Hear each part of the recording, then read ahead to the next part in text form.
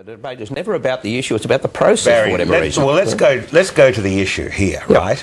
Now, you and I are old enough, but it seems that a generation of people in caucus aren't old enough to remember that in November 1989 the Berlin Wall came down.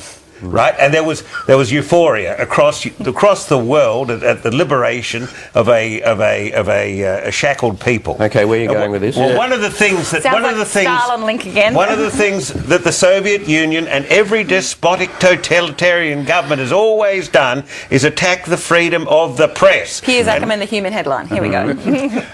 This, and in what way? I can't believe that I'm sitting on a program with three journalists, and you think that freedom of the press is a laughing matter. I am absolutely I can't believe this, Karen. Give us a chance, Piers. Give us a chance. A chance? Well, go on, laugh now, and I'll finish. Because this is what this government is trying to do in a backdoor manner is pick up the cobbles of the Berlin Wall and reconstruct the same sort of totalitarian control on the media. Can we go back to East? Do you think there's been some hysterical reaction to this? I say nothing. Barry, I'm sorry. In what way is this such a monumental attack on freedom of speech? On freedom of the press. And freedom of the press. Because once, as you said, when you're talking to the laughing minister over there a few minutes ago, once you have a government-appointed authority who has oversight. I'm just to ensure that the regulator does what the regulator says it will exactly, do. Yes. Then that regulator becomes answerable to the government.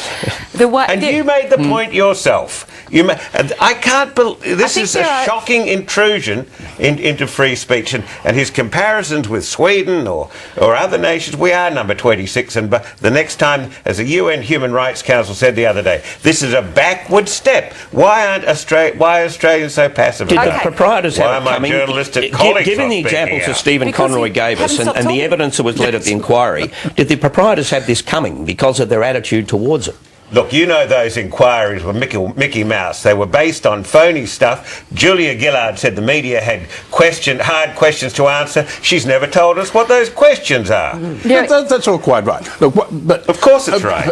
But not everything you said. Well, you said it's all quite right. No, I'm talking about the Gillard stuff. Your references to every despot who's ever trod the earth is just silly. I mean, trying to equate an elected minister sitting in an upper house with the actions of murderous tyrants is just silly. No, I'm talking about free speech. I'm not. We're going to the Telegraph page one. That's what he's talking about, clearly. But can we go to the substance of these things? The minister was talking about the way this government oversight would work. Now, I think there are some concerns about the way it would work. There's a perception which is the core of the hysteria that Piers is on about. There is a perception that the government could have some kind of undue influence over this self-regulatory body. One of the things that this regulator has to do is ensure that the Press Council and the likes of it uphold community standards. It doesn't define them. So along with the list of what the minister said it would have to ensure, that is another thing that does raise some concerns. Plus it leaves a lot of wiggle room. It also talks about